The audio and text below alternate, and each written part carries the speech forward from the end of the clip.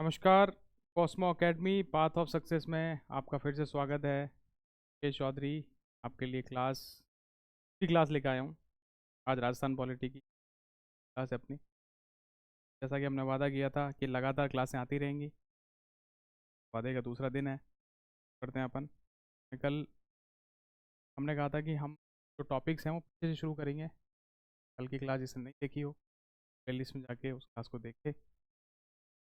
आज जो हम शुरू करने वाले हैं वो है अपना कमीशंस।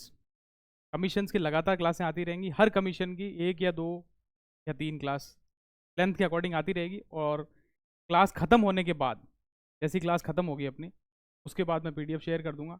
और उस तो आज हम जो शुरू करने वाले हैं वो अपना है Rajasthan Public Service commission RPSC शुरू करेंगे। उससे पहले अपन क्या करेंगे, एक काम करेंगे, कमीशन को थोड़ा समझ लेते हैं। कमीशन क्या होते हैं, कैसे होते हैं, किस किस टाइप के होते हैं। ठीक है, तो कोई भी टाइम वेस्ट किए अपन शुरू करते हैं। ठीक है। ठीक है, देखो, सबसे पहली चीज़ मैं बताता हूँ कमीशन। देखो, बाइलिंगुअल क्लास होगी, हिंदी और इंग्लिश मीडियम, कुछ फर्क नहीं पड़ेगा इससे। हिंदी वाला बच्चा भी इजीली इस चीज़ को अडेप्ट कर सकता है। और कल ही मेरे पास एक वो आया था, काफ़ी लोगों के मैसेज आए थे मेरे पास खुद पर्सनल, और सब लोग ये बोल रहे थे कि सर एसआई के लिए आप बनाओ चीज़।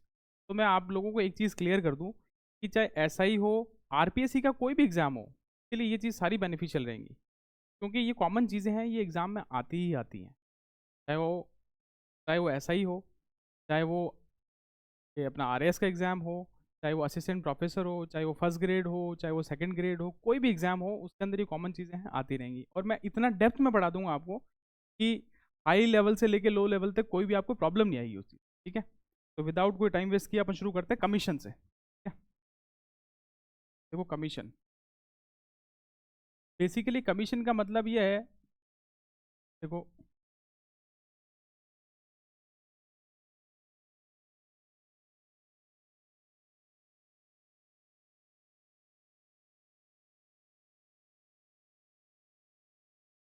कमीशन, कमीशन या आयोग।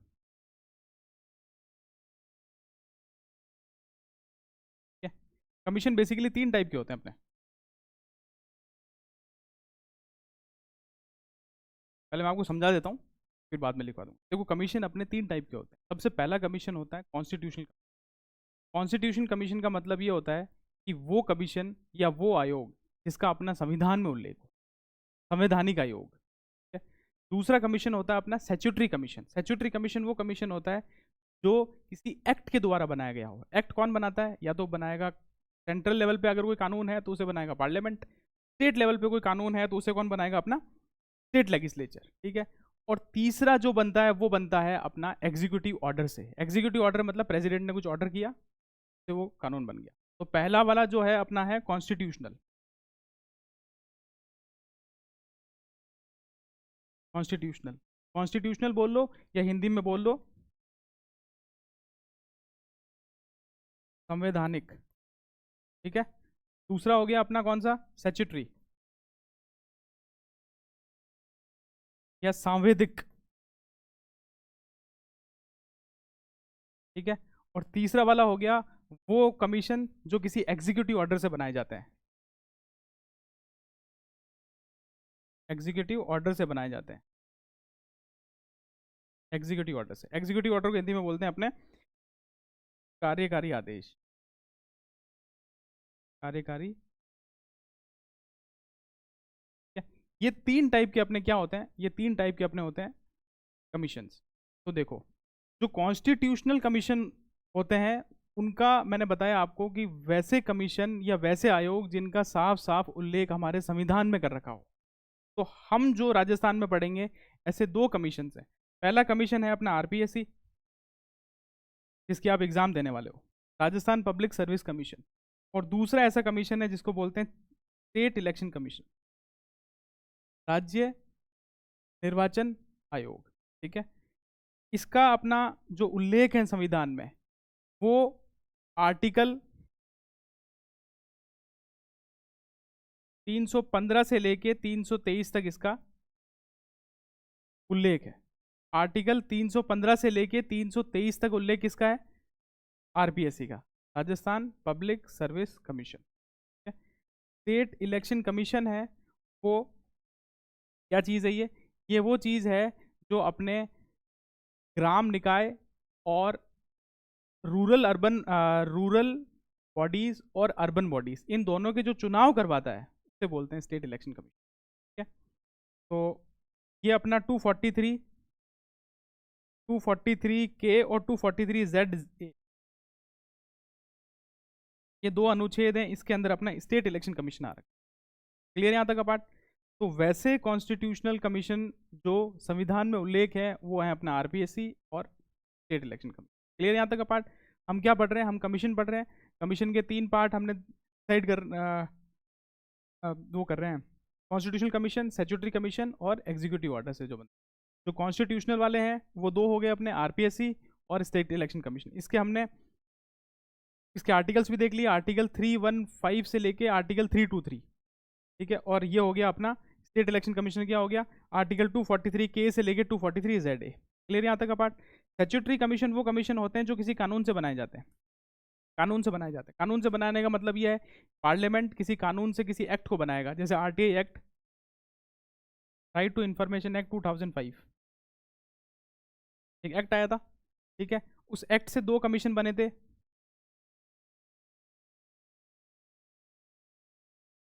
पहला कमीशन था सीआईसी, सीआईसी का मतलब ये सेंट्रल इंफॉर्मेशन कमीशन, और ये हो गया स्टेट इंफॉर्मेशन कमीशन। क्लियर यहाँ तक का पार्ट? केंद्रीय सूचना आयोग और राज्य सूचना आयोग, ये जो कमीशन, ये आयोग बने थे, ये बने थे आरटी एक्ट 2005। क्लियर यहाँ तक का पार्ट? उसके बाद राजस्थान में अपना हो गया स्टेट ह्यूमन राइट कमीशन, राज्य मानवाधिकार आयोग, ह्यूमन राइट कमीशन। ये 1993 में बना था, 1993 में एक्ट बना था, उससे ये कानून उससे ये कमीशन बना था, इसलिए इसको क्या बोलते हैं? स्टैट्यूटरी कमीशन बोलते हैं। तीसरा आ गया अपना एग्जीक्यूटिव ऑर्डर्स। एग्जीक्यूटिव ऑर्डर का मतलब ये होता है, इसमें एक लोकायुक्त और कर लो आप, कि जैसे लोकायुक्त हो गया या लोकपाल हो गया। लोकायुक्त होता है वो तो स्टेट लेवल पे होता है, लोकायुक्त होता है स्टेट लेवल के ऊपर, अपने राज्य लेवल पे जो होता है वो होता है लोकायुक्त, और सेंट्रल लेवल पे जो होता है उसे बोलते हैं लोकपाल। तो ये जो बना था लोकायुक्त, ये भी किसी कानून से बना था। कौन सा कानून था ये था 1973 का, 1973 का एक्ट था, उससे बना था लोकायुक्त। तो ये 1973। क्लियर है? तो ये किसी एक्ट से बना, तो एक्ट से बना तो ये क्या हो गया? स्टैट्यूटरी या सांविधिक आयोग। ठीक है, उसके बाद आ गया अपने एग्जीक्यूटिव ऑर्डर। एग्जीक्यूटिव ऑर्डर का नाम तुमने पहले भी सुना होगा, बहुत बार न्यूज़पेपर्स वगैरह में भी सुनते हैं अपन, नीति आयोग। नीति आयोग ये क्या है? ये ना तो इसका ना तो संविधान में उल्लेख है, ना तो इसका किसी संविधान में उल्लेख है, ना इसको किसी कानून से बनाया गया है। इसको सिंपली किसी कार्यकारी आदेश से बना दिया गया। ये हो गया नीति आयोग। वैसे ही राजस्थान में एक होता है रीति आयोग। तो नीति आयोग और रीति आयोग, ये दोनों के दोनों जो हैं वो एग्जीक्यूटिव ऑर्डर है। क्लियर यहाँ तक part? I hope you understand. तो हमने अभी तक कमीशन पढ़े हैं, 3 टाइप के कमीशन होते हैं। कॉन्स्टिट्यूशनल कमीशन पढ़ लिया आपने, स्टैट्यूटरी कमीशन पढ़ लिया, और एग्जीक्यूटिव ऑर्डर पढ़ लिया। जो ऐसे कमीशन जिनका संविधान में उल्लेख है उनको बोलते हैं अपन कॉन्स्टिट्यूशनल कमीशन या फिर संवैधानिक कमीशन। दूसरे हो गए अपने स्टैट्यूटरी कमीशन। स्टैट्यूटरी कमीशन हो गए सांविधिक, सांविधिक कमीशन जिनको किसी एक्ट के द्वारा बनाया जाता है। तीसरे हो गया अपने एग्जीक्यूटिव ऑर्डर। एग्जीक्यूटिव ऑर्डर का मतलब यह है कि वैसे कमीशन जिनको आप किसी आदेश के द्वारा बना दिया जाता है, जैसे नीति आयोग हो गया और रीति आयोग हो गया। मैंने एग्जाम्पल्स भी बता दिया आपको और ये भी बता दिया। तो अब हम जो कमीशन पढ़ने वाले हैं, अब जो कमीशन पढ़ने वाले हैं, देखो एग्जाम के अंदर नॉर्मल आपसे ये पूछ लेंगे कि मुझे बताओ कि आपको 4 कमीशन दे देंगे, तो उसमें से बोल देंगे कि इन चारों में से कॉन्स्टिट्यूशनल कमीशन कौन सा है, संवैधानिक कमीशन कौन सा है, तो आपको चूज करके बताना है। या फिर आपको ये बोल देंगे कि आरपीएससी है, सांवैधिक है, एग्जीक्यूटिव ऑर्डर है या क्या है, तो उसके अकॉर्डिंग आपको बताना है। ठीक है, अब हम हमारे टॉपिक पे आते हैं जो आज हम पढ़ने वाले हैं। और ऐसे ही करके हम सारे के सारे जितने भी अपने कमीशन हैं पढ़ते रहेंगे। हर कमीशन की 2 या 3 क्लास आएगी, उस क्लास के बाद आपको पीडीएफ मिल जाएगी। ठीक है, तो अपना जो पहला कमीशन है वो अपन पढ़ेंगे आरपीएससी। ठीक है, आरपीएससी,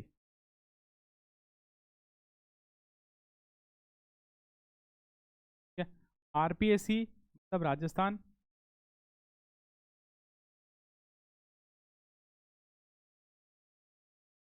पब्लिक सर्विस, ये आज शुरू करें, ठीक है। Rajasthan Public Service commission.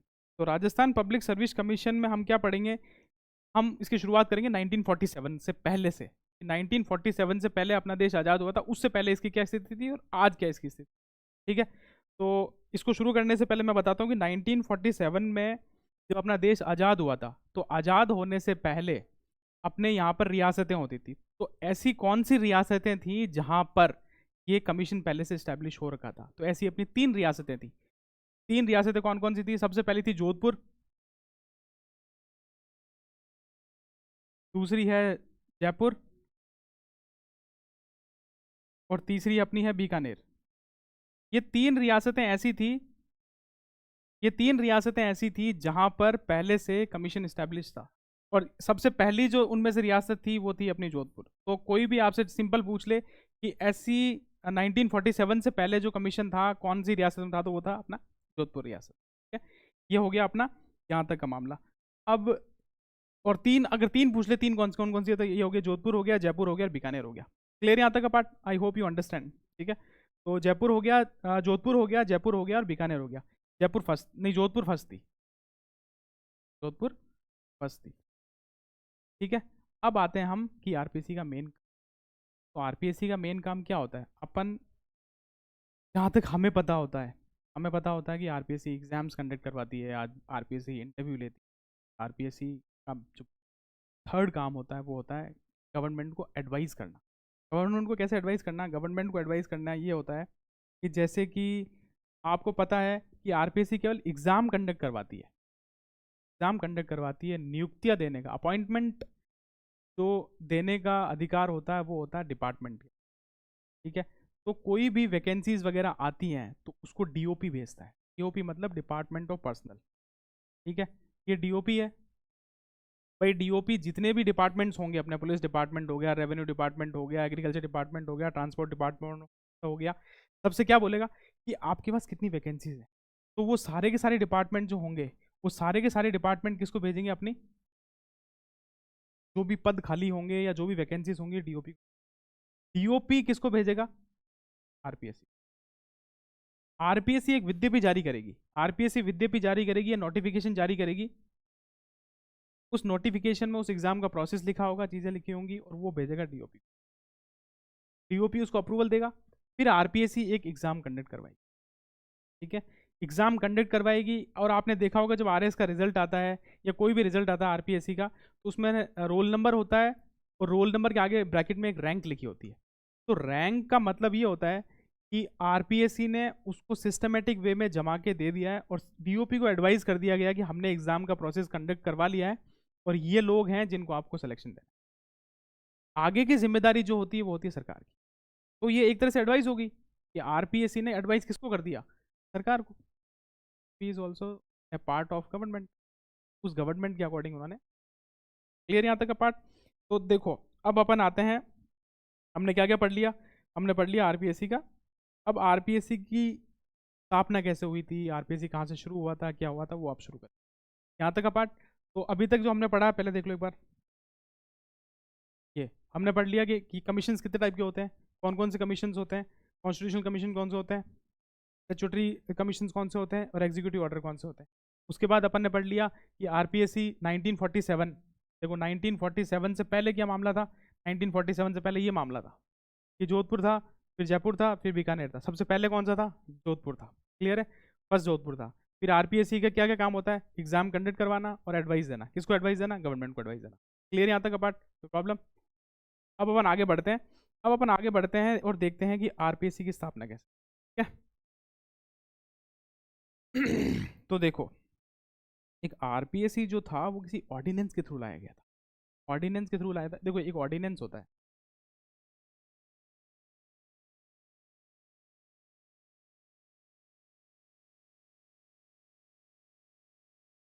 Ordinance, ordinance बोलते उसको अध्यादेश।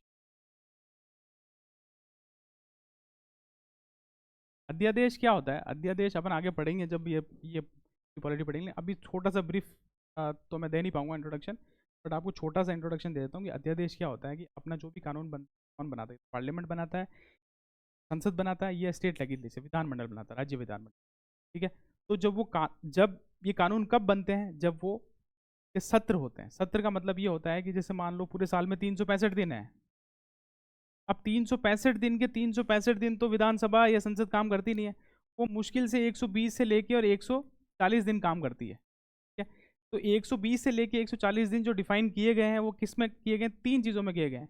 3 सेशन होते हैं अपना। सबसे पहला हो गया अपना बजट सेशन, दूसरा हो गया अपना दूसरा हो गया मॉनसून सेशन, और तीसरा हो गया अपना कौन सा?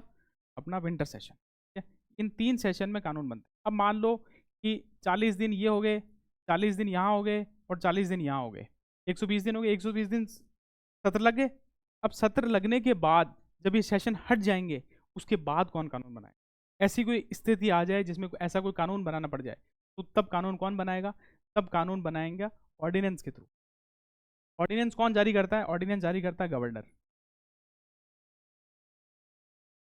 गवर्नर जारी करता है। गवर्नर ऑर्डिनेंस जारी करता है, और ऑर्डिनेंस को जैसे ही मान लो आज उसने ऑर्डिनेंस जारी किया, आज जो भी तारीख है, आज मान लो कि 1 जनवरी है, 1 जनवरी को उसने ऑर्डिनेंस जारी कर दिया। इस ऑर्डिनेंस के जैसे ही नेक्स्ट सेशन शुरू होगा, मान लो इसके बाद बजट, इसके बाद 1 जनवरी के बाद बजट सेशन ही आएगा, तो बजट सेशन में इस ऑर्डिनेंस को डिस्कस करना पड़ेगा और उसमें ही कानून बनेगा। तो हमारा ये प्रावधान रखा गया कि एक सेशन और उससे जो नेक्स्ट सेशन है उसमें मैक्सिमम गैप कितना हो सकता है? उसमें मैक्सिमम गैप हो सकता है 6 मंथ्स का। कितना? 6 मंथ्स। 6 मंथ्स का गैप एक सेशन से दूसरे सेशन में। एक सत्र आया, मान लो बजट सेशन था, बजट सेशन का जो नेक्स्ट सेशन है वो 6 महीने के अंदर अंदर आपको करवाना ही है। ठीक है, 6 महीने आ गया। अब 6 महीने आने के बाद उस ऑर्डिनेंस को स्टेट लेजिस्लेचर, राज्य विधानमंडल या संसद में रखा जाएगा। रखने के बाद उसको डिस्कस किया जाएगा। तो अगर डिस्कस करते हैं तो उसको 6 हफ्ते के अंदर अंदर डिस्कस करना है। तो मैक्सिमम पीरियड क्या हो गया? 6 मंथ्स और 6 वीक्स। ठीक है, तो मैंने ऑर्डिनेंस तो मैं ऐसे समझा दिया, आगे पढ़ेंगे हम ऑर्डिनेंस। एक ऑर्डिनेंस के थ्रू आरपीएससी को लाया गया था, और कौन सी तारीख थी? वो थी 16 अगस्त 1949। ये तारीखें याद रखना सबसे इंपॉर्टेंट है। 16 अगस्त 1949 को 16 अगस्त 1949 को आरपीएससी का क्या किया था? ऑर्डिनेंस के थ्रू। क्लियर यहाँ तक का पार्ट? 16 अगस्त को ये ऑर्डिनेंस लाया गया, और उसके बाद अपना 20 अगस्त को 1949 को 20 अगस्त 1949 को इसको सरकार ने नोटिफाई कर दिया। नोटिफाई मतलब इसको, इसकी अधिसूचना जारी कर दी। नोटिफिकेशन जारी कर दिया या अधिसूचना जारी कर दी। ठीक है, अधिसूचना जारी कर दी 20 अगस्त 1949 को। 16 अगस्त 1949 को क्या आया? आरपीएससी का ऑर्डिनेंस क्या आया? अध्यादेश, ये आया था। ठीक है, अध्यादेश आया 16 अगस्त को, और उसके जस्ट 4 दिन बाद क्या किया गया? नोटिफाई कर दिया गया इसको। नोटिफाई किस में करते हैं? गैजेट में। नोटिफाई किस में करते हैं? गैजेट में। इसको बोलते हैं राजपत्र। राजपत्र क्या होता है? देखो, राजपत्र वो चीज़ होती है जिसके अंदर आपने सुना होगा राजपत्रित अधिकारी है। तो राजस्थान सरकार एक ऐसा डॉक्यूमेंट रखती है, उस डॉक्यूमेंट में क्या होता है कि जितने भी अपने राजपत्रित अधिकारी हैं का अपॉइंटमेंट, का ट्रांसफर और उनका सस्पेंशन, वो सारा का सारा इस गैजेट में लिखा जाता है, इसलिए इसको बोलते हैं राजपत्र। और जो इसमें उल्लेखित नाम होते हैं उनको बोलते हैं राजपत्रित अधिकारी। यहाँ तक किसी को कोई प्रॉब्लम नहीं होनी चाहिए कि अपन ने 16 अगस्त 1949 डिस्कस कर लिया, और अपन ने क्या डिस्कस कर लिया? 20 अगस्त 1949। 16 अगस्त 1949 को क्या आ गया? अपना ऑर्डिनेंस जारी हो गया। 20 अगस्त 1949 को क्या हो गया? नोटिफाई हो गया गैजेट में। और आरपीएससी को स्टैब्लिश किया गया था। कब स्टैब्लिश किया गया था? स्टैब्लिश किया गया था अपना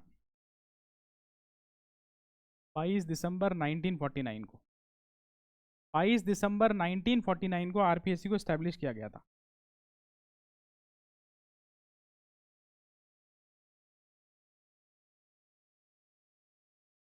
स्टैब्लिश किया गया था 22 अगस्त 1949 को। और सबसे पहले इसकी स्थापना कहाँ की गई थी? इसकी स्थापना की गई थी जयपुर में। 22 अगस्त 1949 को इसको जयपुर में स्टैब्लिश किया गया था। कहाँ स्टैब्लिश किया गया था? जयपुर में। तो अभी तक हमने क्या क्या पढ़ लिया? अभी तक हमने ऑर्डिनेंस पढ़ लिया 16 अगस्त 1949 को, और उसके बाद 20 अगस्त 1949 को नोटिफाई हो गया ये, और उसके बाद अपन ने पढ़ लिया 22 दिसंबर 1949 को इसको स्टैब्लिश कर दिया गया। और सबसे पहले आरपीएससी को कहाँ स्टैब्लिश किया गया था, कोई पूछ ले तो बता देंगे, जयपुर। ठीक है, जयपुर में स्टैब्लिश करने के बाद इसको ट्रांसफर किया गया था 31 अगस्त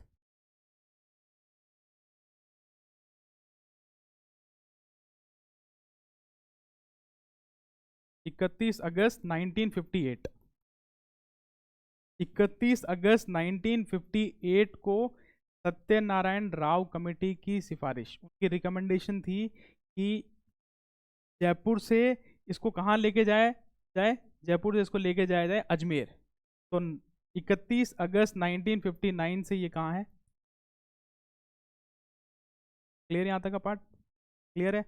अभी तक जो हमने पढ़ा है, अजमेर पढ़ लिया, ये पढ़ लिया, सत्यनारायण राव कमेटी पढ़ ली, और ये पढ़ लिया कि इसको कहाँ से कहाँ ट्रांसफ़र किया गया, और ये पढ़ लिया ऑर्डिनेंस कब आया था, 20 अगस्त 1949 में नोटिफाई हुआ था, 22 दिसंबर को अपना ये हो गया था, क्या बोलते हैं, गैजेट में हो गया था। उसके बाद अपना 31 अगस्त 1958 को जयपुर से अजमेर ट्रांसफ़र कर दिया। अक्सर पूछते हैं ये वाला सवाल कि किसकी कौन सी कमेटी थी, तो याद रखना सत्यनारायण राव कमेटी। सत्यनारायण राव कमेटी के रिकमेंडेशन के ऊपर इसको ट्रांसफर कर दिया गया था, कहाँ को ट्रांसफर कर दिया गया था अपना अजमेर। ठीक है, क्लियर आता के पार्ट। अब आते हैं अपन नेक्स्ट चीज इसमें क्या पढ़ना अपन को पढ़ना, इसमें पढ़ना अपन को कॉम्पोजिशन।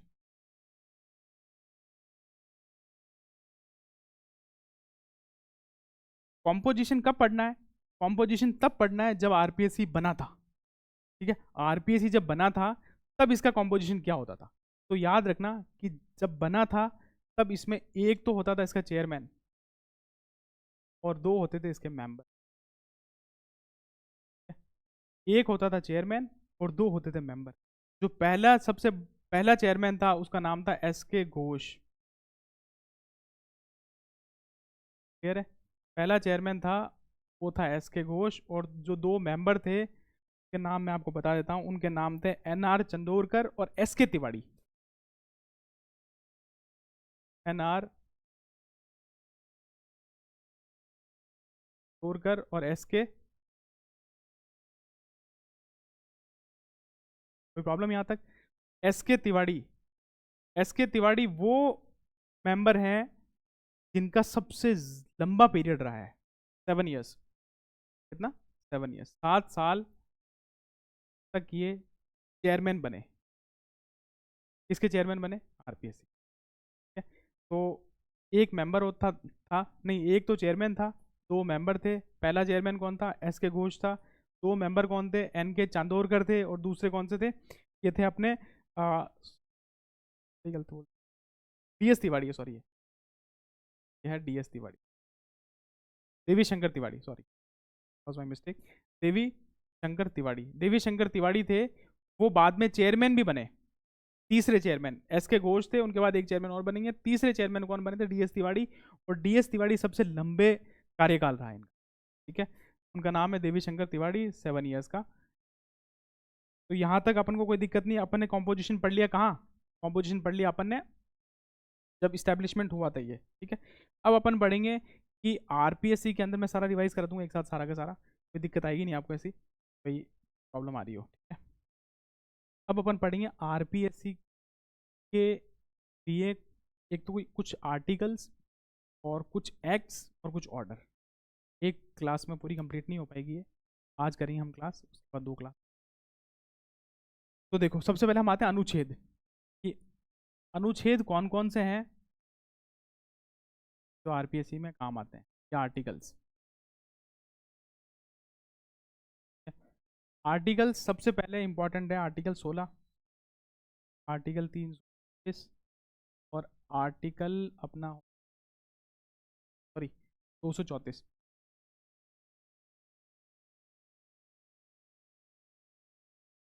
और 315 से लेके 23। ठीक है, ये 315 से लेके 323 वाले जो आर्टिकल हैं, ये तो हम पूरा एक्सक्लूसिव पढ़ेंगे, इसमें पूरी क्लास लगेगी और सारे के सारे आर्टिकल्स ऑन टिप्स हो जाएंगे। आप एक बार आप क्लास अटेंड करो, सारे के सारे आर्टिकल्स हो।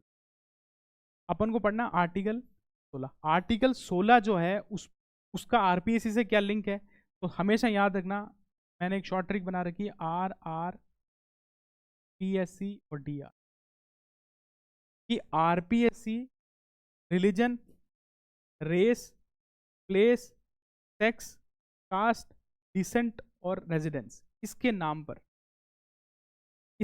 पर इन 6 चीज़ों के नाम के ऊपर कभी किसी के साथ डिस्क्रिमिनेशन कौन नहीं कर सकती। आरपीएससी है और आरपीएससी आपने याद कर लिया, आरआरपीएससी और शॉर्ट ट्रिक है, फटाफट याद भी हो जाएगा, प्रॉब्लम नहीं।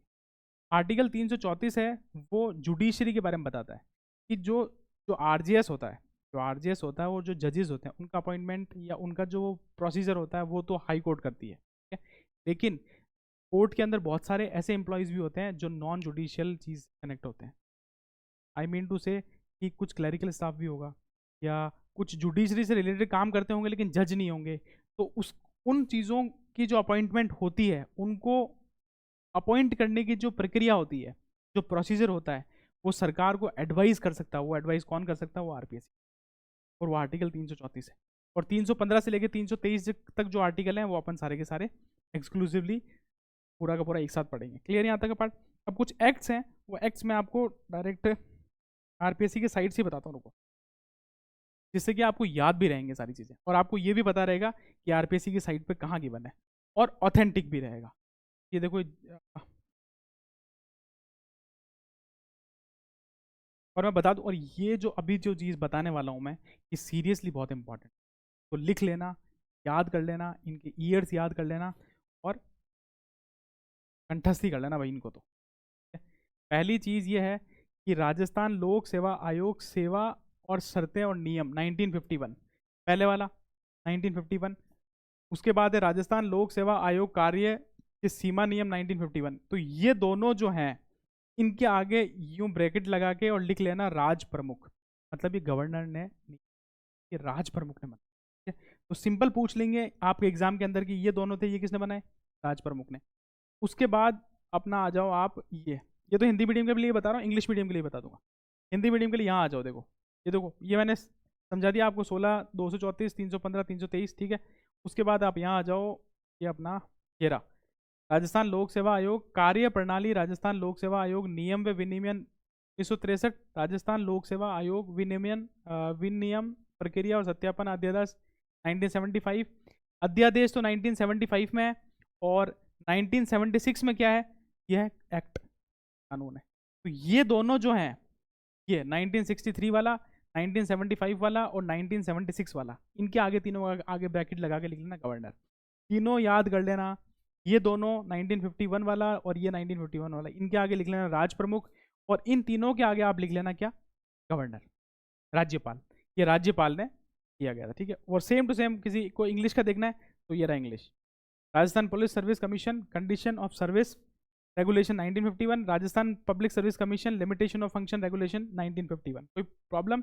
वैसे ही सेम टू सेम ये रहा Rajasthan Public Service Commission rules and regulation 1963, और Rajasthan Public Service Commission regulation and validation of procedure ordinance 1975 और 1976। 1975 में आया ऑर्डिनेंस और 1976 में आ गया एक्ट। कोई प्रॉब्लम यहाँ तक? ठीक है। उसके बाद अपन आ जाते हैं क्या? अपन आ जाते हैं अभी